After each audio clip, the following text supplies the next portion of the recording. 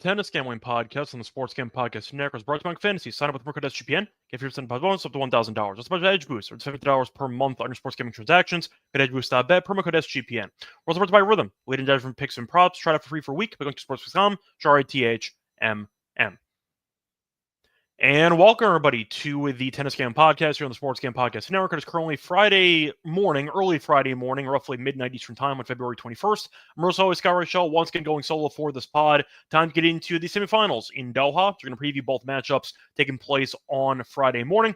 For that, though, I do want to recap what happened last week, both for the actual matches in the quarterfinals as well as the lock and dog picks. Starting off with the lock and dog picks, overall a great episode, ended up sweeping. For the lock, we had Draper, minus half a game at minus 120. Caesars went rogue on the line. Most books had minus 135, give or take. We got minus 120. It worked out as Draper lost the first set and came back in 3, as he ended up winning and covering the spread by winning the overall spread by 3. So once again, a nice win there for the lock. For the dog, nice win as well. We had Dimenauer and Rublev over 2.5 sets at plus 135. Really never in doubt. Dimenauer got killed in the first set, then won the second set comfortably. Then you had an absolute war in the third set, which Rublev did win in a tiebreak. But either way, point is Dimenauer and Rublev did their part again, as their head-to-head history is full of deciding sets, and we saw another one on a Thursday. Nice win there for the lock and dog. So overall, can't complain. Besides the actual lock and dog picks, we actually just had a great overall episode for all of the quarterfinal matches. So recapping what happened in the quarters in general, for the first match, Rublev beat Dimenauer. Thought Rublev was alive to win it, and I did like the over that got there, so pretty much a perfect first match. Second match, thought Felix had value against Medvedev. Thought the price was definitely too heavily based on the head-to-head, and I thought Felix was alive. Medvedev lost the first set and then quit because of food poisoning, and he left pretty quickly, actually. So either way, point is Felix did win if you took the money line. Most books should have paid you because the first set was fully completed, so that worked out to our benefit as well. For the third match, thought Leheshko was going to give Alcaraz a run for his money, that Alcaraz would win, but I did like Leheshko plus the 4 for games that got there. As Leheshko did win the match outright in 3 sets. And for the last match, I did like Draper to get the job done against Berrettini as the lock, and that got there as he did win in 3. So overall, basically a complete sweep of the actual quarterfinal slate, both with the lock and dog and the other 2 matches that we talked about. So yeah, can't complain. Overall, just a great episode. Hopefully we'll keep it rolling here in the semis.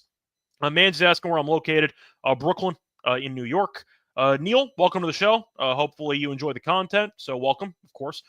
Besides that, Adrian also stopping by live. Welcome. Yeah, I was going to record earlier, by the way, but then Team USA, Team Canada went to overtime, so I had to wait it out. Luckily, though, I did have 2-2 regulation at 10-1, so I ended up making some money on that game in general. But because I hit the 10-1 shot, I had to delay the recording by about an hour because of course, you had an extra intermission, and then you had a little bit of overtime there before McDavid won the thing. But either way, a point is a nice overall day for us on the tennis card. Now, before we get into any of the actual breakdown of the semifinal matchups taking place on Saturday, I want to remind once again that you can show support for the show. The like, subscribe, and YouTube reminder. You also leave a rating and a review on Spotify or Apple. So podcasts, once again, we have live streams, which you are listening to right now. You also have available on video format on YouTube on the channel afterwards, SGPN Tennis Gaming Podcast. Also simulcasting on the SGPN Twitter account. So you can watch it on Twitter as well. But I also do the editing for the podcast. So after it gets recorded through video format, I end up editing it and I post it as well on Spotify and Apple. So you can find it audio only, but no matter how you consume the podcast, can leave a rating and a review on Spotify or Apple to help the show grow, or you can also like the video and subscribe to the channel. I think we're at 782 for subscribers. Said before, my goal is to get to 800 by the end of the month. So hopefully you can help us get there. We need 18 more, and we have about 7 days to do it, give or take. So hopefully, once again, you keep showing up, recommending people to check out the show, and hopefully we get to 800 by the end of the month.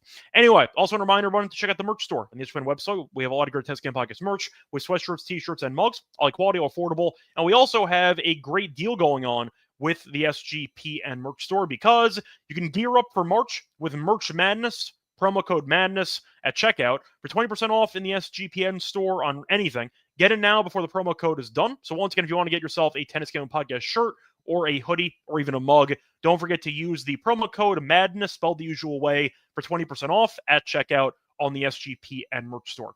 Also want to point out, before we get into any of the preview for the semis, I might as well talk about what we saw in Rio because all 4 matches ended. Looking at the matches, couple of competitive ones. You saw Faria beat Munar in 3. Saw Carabelli, who ended up beating DeZumer in straight sets. Sarundel had a nice win there against Darderi. I know Darderi got injured late in the third set, but he was already losing, and Sarundel did a good job there. And Muller ended up beating Echeverry in a competitive straight set, 7-5, 7-6, in the final match of the Thursday card. So overall, pretty good day of tennis for Doha. You had 3 deciding sets and a retirement by Medvedev with food poisoning. For the Rio event, you ended up having 2 deciding sets, 1 really competitive straight set win by Moore, and you had 1 straightforward straight set win by Carabelli in his match against DeZumer. So pretty fun day of tennis in general, and hopefully we'll get more entertaining tennis moving forward. Do want to point out something, though, that I forgot to talk about on the last episode. Really, it does not involve anything we've been talking about for the ATP actual events that have been going on this week, but I wanted to at least bring it up because I think that it's kind of insane, and I feel like it needs to be talked about. Venus Williams has not retired yet. And I feel like I wanted to kind of bring this up because you know that we've been kind of fading Venus whenever possible over the years because she's been really bad for a long time at this point. You were wondering what happened to her because she hasn't played in a while. Yeah, she got a wild card entry into, I'm trying to remember where it was. I want to say it was Miami. Was it Indian Wells? I'm trying to remember where she got a wild card entry into. But point is, Venus Williams officially retired yet. She will probably end up retiring, but damn, I can't believe she's still playing. She's 44, so she's probably going to play 1 or 2 more events, maybe the U.S. Open. I think it's ridiculous. She's playing Indian Wells. I just looked it up. Wanted to bring it up, though, because I think that it's kind of insane that she can just take a spot from somebody, I think, more deserving at this point. Yes, I know Venus was a Grand Slam champion decades ago, but she's 44 and she went off the grid for about a year.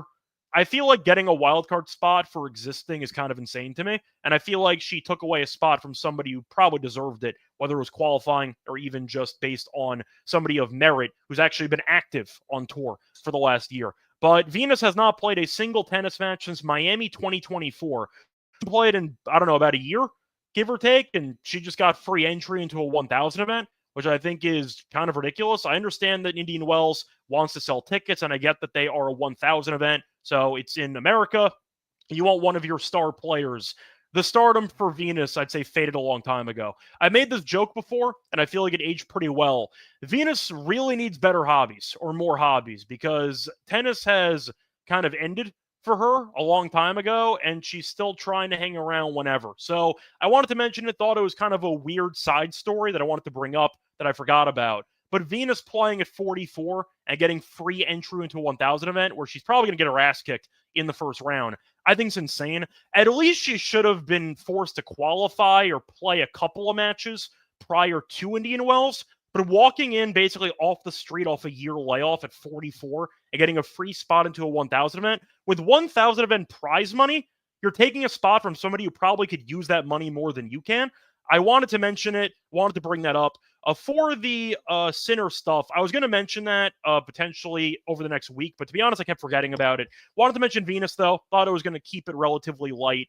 Sinner I've talked about before. I'll bring it up probably next episode if you remind me, because I'll probably end up forgetting. But I wanted to mention the Venus thing because that came completely out of left field.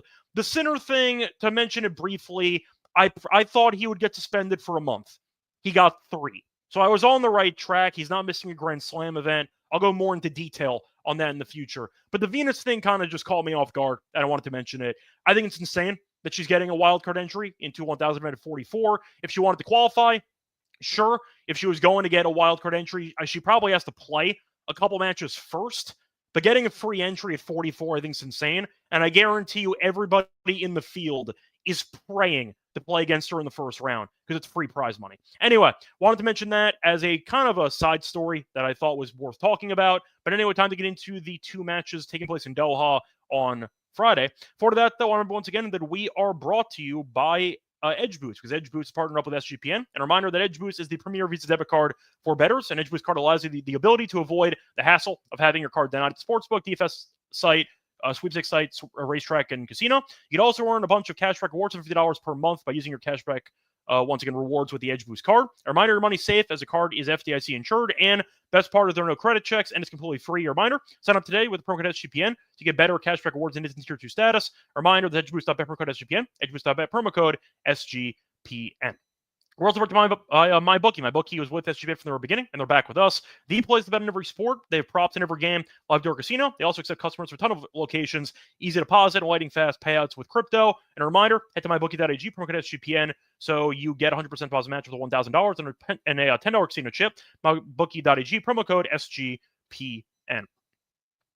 Welcome back, everyone, to the Tennis Game Podcast. Just finished recapping what happened in the quarters in Doha. Time to try to keep it rolling here with the semifinal matches taking place on Friday. Starting off with the first match we're going to talk about, you have a pretty fun one between Rublev and Felix. Now, for this one, you're looking at Rublev being minus 140. And Auger-Aliassime is plus 120. For the spread here, you have minus 1.5 for Rublev, plus 1.5 for Felix. For the over-under, you have around 23.5, give or take. The over's plus 100, the under's minus 120. For the set spread here, you can find Rublev in straight sets at plus 180, Felix to win in straight sets at plus 275. For the over-under in sets, 2.5. The over's plus 130, the under is minus 160. Now, for that history, very competitive. They have faced off a grand total of 6 times. Now, Rublev is 5-1. However, 5 of these 6 career meetings did not end in straight sets. So you have seen a lot of competitive matches. In fact, the one straight set victory was by Rublev in Marseille in 2022, 7-5, 7-6. So expect to see a breaker, expect to see a marathon. I like the over in this one. Pretty similar to my breakdown for the Dimonauer match against Rublev on Thursday. I just thought it was going to be a war based on that history and based on the current form of both guys. Felix has been fine. He beat Medvedev, who was clearly below 100%, and he was able to beat Halys in a marathon in the first round at a walkover in the middle with Medvedev. So he hasn't really done anything in the entire event, but still here nonetheless. Still won 2 titles in 2025 already. As for Rublev, he's been great. Ended up beating Dimonauer, who was in very good form. Of course, made the final in Rotterdam, and he had not dropped a set before the match on Thursday. 1-3. Should have won a lot more easily. He ended up having a couple of bad chokes. He was up 5-2 in the third set, but he eventually held on to win. Fought off a match point, I believe, in the third set breaker. Beat Borges in straight sets and beat Bublik in straight sets as well. So Rublev has been playing well, and Felix has been playing okay. Not great for this event, but he's still been playing well this year as a whole. So for the matchup, I think I am going to go with Rublev based on form in this particular event. However, I do think the over is definitely worth consideration. 23.5 might be a bit tricky, so I like the over in sets instead at around plus 130, plus 135. Think you'll get a breaker in there. Think you'll end up getting a, once again, competitive matchup based on the head-to-head. And to look at the actual tie-break props in the head-to-head matches, said before, 6 career meetings, and 5 of the 6 went to ended up not ending in straight sets. There's been at least one tie-break in 5 of the 6 career meetings, and the one exception was the most recent meeting in Madrid on clay, where you had 2 separate 7-5 sets. So expect to see at least one set with 12-plus games, probably a breaker in there. And I think with that being the case, I am going to go with the over in this one. For the breaker, you can get a tiebreak at around minus 140, is what I see right now on DraftKings. I'll quickly shop around, see if I can find a better price, but I definitely expect to see, I'd say, a breaker in this one. We saw one against Dimonauer, which was pretty, I'd say, intense. I could see that happening again this one. Breaker I see on Bet Rivers at minus 109. I would take that. I think that's a good price. Give me a tiebreak and give me the over 2.5 sets in that one. Moving on to the next matchup. You have a match between Lehecka and Draper, a matchup people did not exactly expect. Forgot to recap, by the way, the actual quarters that we ended up having for the outrights. So for the outrights in the event, we'll start off with the bad news first. All of our outrights to win the event ended up losing. Alcaraz lost at 162, Dimonauer lost at 850, and Humbert got refunded because he ended up withdrawing from the event. However, on the bright side, we ended up winning 2 outrights. We had Draper to win the second quarter at 3-1, and we had Felix to win the third quarter at 3-1. So 2 separate 3-1 outrights. We ended up winning in the quarters. So overall, a pretty good outright episode for us. Could have been better as we were on a hot streak with the outrights to win the events. We'll take the 2 3-1s though, and we'll move on into the once again semifinal matches. So wanted to mention that before I forgot. For this matchup, though, Lehecka is against Draper, and Draper's favored minus 140. You have Lehecka at plus 120, same price as the Rublev match. For the spread, you have minus 2. For Draper, plus 2 for Lehecka. The over-under in games is set at 23. Or 22.5 if you shop around. For the set spread, Draper in straight sets is a plus 155. Lehecka in straight sets is plus 275. The over 2.5 sets is a plus 140. So for the head-to-head history between the two of them, they are currently tied. Faced off in the title match in Adelaide last year, and Lehecka did win in 3.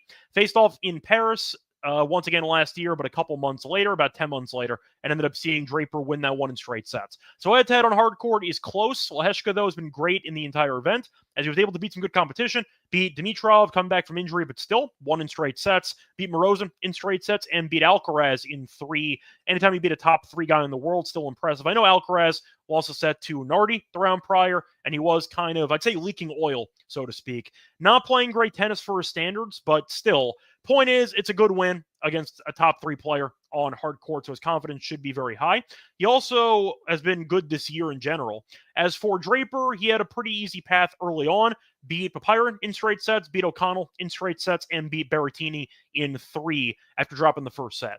So based on level of competition, I think that Lehecka's faced off against better opponents, especially in the first 2 rounds, and honestly, Alcaraz included. So based on the overall competition, I think that Lehecka's live. I think minus 140 is pretty expensive, actually, for Draper. I liked him against Berrettini because Berrettini has had some injury issues in the past, some fitness concerns, and he had a 3-set marathon against Griekspoor the day prior. It was mostly a spot where I was trying to back Draper, and that's why I took him. But Draper, I thought, was fine. He really just had a bunch of break points that he couldn't capitalize on until the end of the second set and midway through the third. And eventually, once he converted those chances, he won.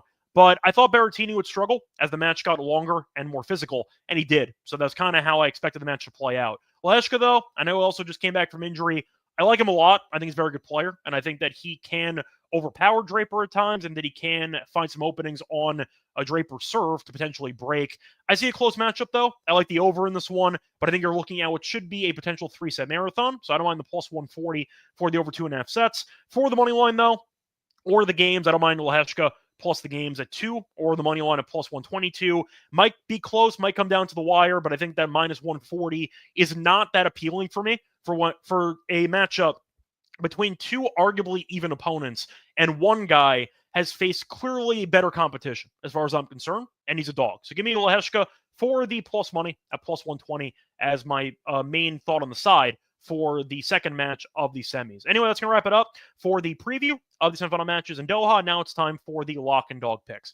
For that, though, remember once again that we are brought to you by Fantasy because they have a great pick'em, once again, fantasy pick'em. And a reminder that you can use a bunch of different sports for your entry: NBA, NHL, college basketball. You could use tennis as well, esports. A reminder for the promo code with the network. If you use the promo code SGPN, you claim special get a first time deposit offer for 1K bonus cash on your fantasy promo code SGPN when you do make your new account.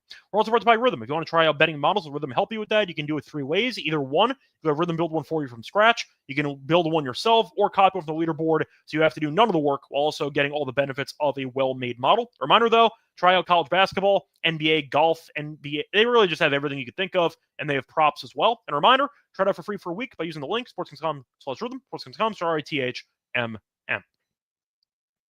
Welcome back, everyone, to the Tennis Game Podcast. Finished breaking down the semifinal matches in Doha. Now it's time for the lock and dog picks. For the lock, I'm going to go with something juicy, but based on the head-to-head and based on the recent matches, I think this price is actually decent. So it's on BetRivers. I'm going to go with the Draper and Lehecka match under half a tiebreak at minus 148. Sounds random, but hear me out.